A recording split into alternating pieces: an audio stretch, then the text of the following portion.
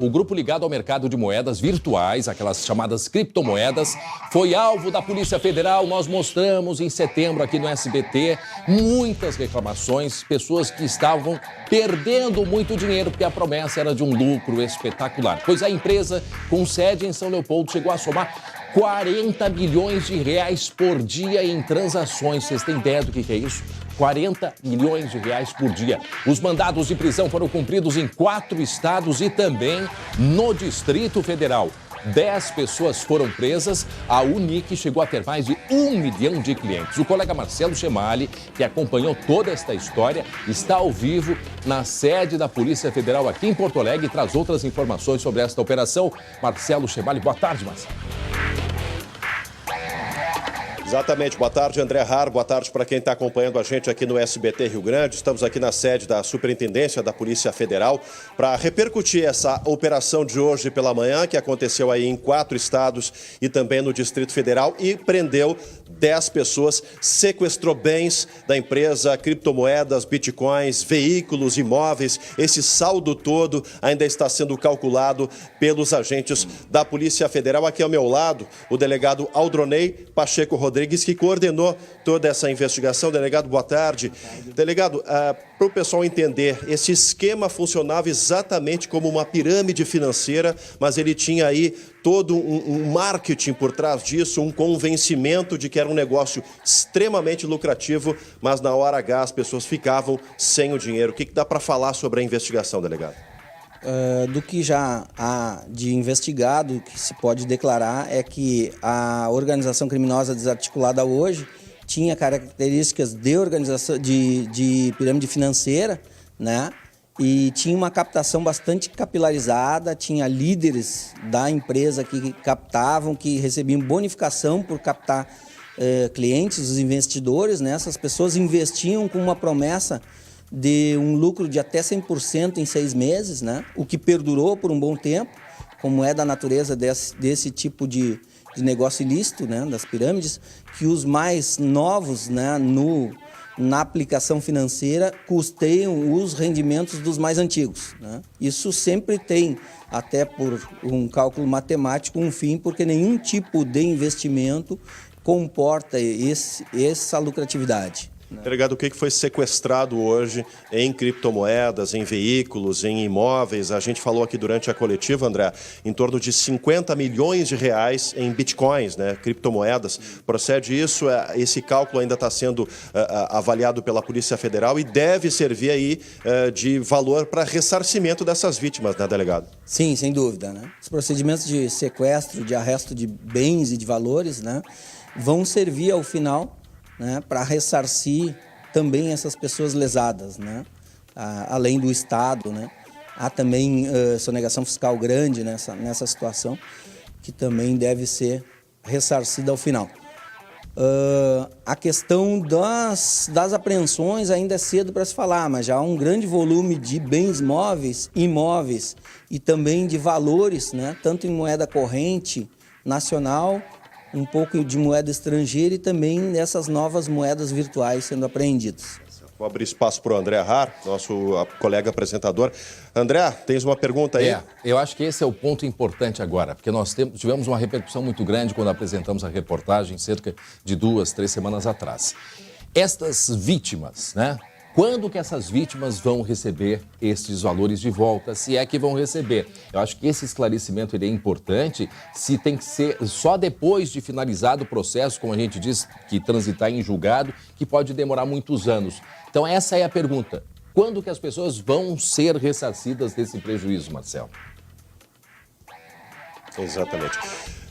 O André Harp lhe pergunta, delegado, se existe uma estimativa de tempo para que essas pessoas que perderam dinheiro com esse investimento, que parecia ser extremamente lucrativo, mas no final se tornou numa grande dor de cabeça para todos esses investidores. Há uma expectativa de ressarcimento desses prejuízos. Sabemos que é um processo longo, precisa transitar em julgado, todas as etapas, os recursos.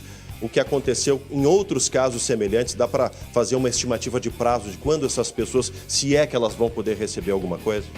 Na verdade, estamos falando de 2 coisas diferentes, né? O ressarcimento dessas pessoas vai ter que ser buscado no juízo civil e aqui se está tratando da seara criminal, né? Então, a gente só pode estimar na questão criminal, que é o que nos compete, né? As pessoas vão ter que depois endereçar com ações, vão ter que ter toda uma tramitação de prova e de outros processos, além do de conhecimento, de liquidação e de execução, para tentar se ressarcir dos seus prejuízos, né?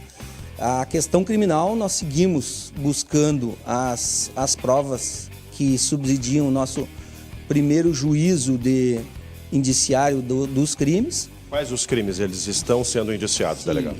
São crimes contra o sistema financeiro, né, da captação de valores, né, como se fossem instituição financeira que não são. Os crimes de... Formação de quadrilha, certamente. Operação de instituição financeira, de Forex também, que é o mercado de moeda virtual, né, de moeda com moeda virtual, é o mercado de moeda, né, que não é autorizado, só é autorizado a bancos, né, e outros crimes de evasão de divisas, de lavagem de dinheiro, de sonegação fiscal, né, outras fraudes, é um rol de crimes bastante extenso. Agora, delegado, é uma empresa que foi aberta no início de 2017 e durante esses quase dois anos conseguiu aí atrair mais de 1 milhão de clientes e movimentou se estima que tenha movimentado 9 bilhões de reais, 40 milhões de reais por dia ao longo desse período todo, 9 bilhões. Existem também indícios de que eles tinham dinheiro em paraísos fiscais como Belize. Procede todo esse contexto? A questão do dinheiro no exterior ainda está sendo investigada e carece de comprovação, né? Mas havia uma captação realmente muito grande durante um período e a movimentação financeira realmente é muito significativa. Eu lhe fiz uma pergunta durante a coletiva, a questão de que as vítimas trouxeram para a gente, os investidores vítimas, a questão de que eles tinham um seguro, né? Existia uma empresa que dava esse seguro por trás de todo esse negócio arriscado. Esse seguro é de fachada, ele tem lastro para devolver esse dinheiro para quem perdeu? O que se pode falar da empresa de seguro associada a todo o investimento? Havia uma empresa que prestava uma espécie de seguro lastrado em imóveis que ela teria, mas pelo que se apurou, não é suficiente, é ínfimo em relação a fazer frente aos valores que os investidores aplicaram nessa empresa. André, antes da gente retornar aí para o estúdio, eu acabo de receber aqui uma nota oficial, através das redes sociais, da Unic, né, que eu vou ler aqui no ar, vou questionar o delegado sobre isso. Gente trabalhando a Unic Academy... Exato. A Unic Academy reafirma seu compromisso de colaborar com as autoridades competentes, prestando as informações necessárias para a apuração de quaisquer eventuais fatos que tenham ocorrido em relação às suas operações. A empresa reafirma seu compromisso com seus clientes e acredita na justiça e nos esclarecimentos dos fatos. Delegado, evidentemente é uma nota produzida por advogados de defesa que tentam aí defender seus clientes. Mas diante de todo o inquérito, das provas robustas que vocês têm, é uma defesa que vai cair por terra, né, delegado? Sem dúvida, essa é uma defesa da empresa perante seus clientes, né? A Unic Academy está falando, possivelmente, não por sua representação máxima, que é a dirigência da empresa, porque esses estão, pelo menos, alguns deles e da cúpula da empresa estão presos e falarão em seara criminal aqui, se assim os interessar para sua defesa, né? Mas isso é uma defesa formal que eles estão fazendo perante seus clientes, né? Não nos afeta. As 10 prisões efetuadas na operação de hoje são temporárias. Pela robustez das provas do inquérito, elas podem ser convertidas em preventiva, delegado? Vamos avaliar conforme as provas, conforme a necessidade da colheita de provas e do inquérito policial.